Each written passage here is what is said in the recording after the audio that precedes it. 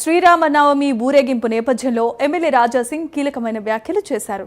ఈ నెల 27న ధూల్పేటలో ఘనంగా శ్రీరామనవమి ఊరేగింపు ప్రారంభమవుతుందని, హనుమాన్ ఆలయం నుండి హనుమాన్ వ్యాయామశాల వరకు సాగుతుందని ఆయన తెలియజేశారు.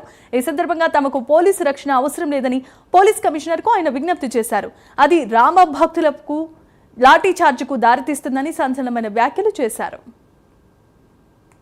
హైదరాబాద్ పోలీస్ కమిషనర్ గారికి ఒక లెటర్ నేను ఇప్పుడు పంపిస్తున్నాను.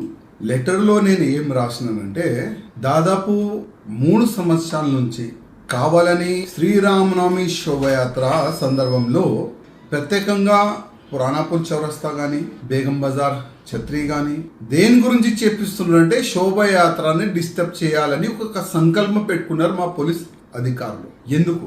ఇవాళ ట్యాక్స్ కట్టేది హిందువులే. అన్ని ట్యాక్స్లు, వాటర్ బిల్ కానీ, కరెంట్ బిల్ కానీ, అన్ని విధాలుగా ట్యాక్స్ కట్టేది హిందువులే. అదే ట్యాక్స్ నుంచి మా పోలీస్ అధికారులకి సైలరీ పోతుంది. అధికారి నుంచి కానిస్టేబుల్ వరకు, హోంగార్డ్ వరకు అదే హిందువులు కట్టే ట్యాక్సే వాళ్ళకి సాలరీ రూపంగా వెళ్తుంది. మాకు కూడా అదే రూపంగా వస్తుంది. కానీ హిందువులు కట్టే ట్యాక్స్ తోనే మా పోలీసు వాళ్ళకి సాలరీ వస్తుంది. మళ్ళీ అదే పోలీసు వాళ్ళు మా రామ భక్తుల పైన లాఠీ చార్జ్ చేస్తున్నారు. దేని గురించి యావత్ భారతదేశంలో ఇవాళ శ్రీరామనవమి శోభయాత్ర, భాగ్యనగరం శ్రీరామనవమి శోభయాత్ర అంటే చాలా హైలైట్ అయిపోయింది. ఇట్లాంటి పెద్ద శ్రీరామనవమి శోభయాత్ర 10 hours నడిచే శ్రీరామనవమి యాత్ర యావత్ భారతదేశంలో ఇంత పెద్ద యాత్ర ఎక్కడ కూడా వెళ్ళదు. ఇదే యాత్రని డిస్టర్బ్ చేయడానికి ఎన్నో సంవత్సరాల నుంచి కుట్ర చేస్తున్న పోలీసులు, మా కార్యకర్తలే మా రామనవమికి రక్షణ.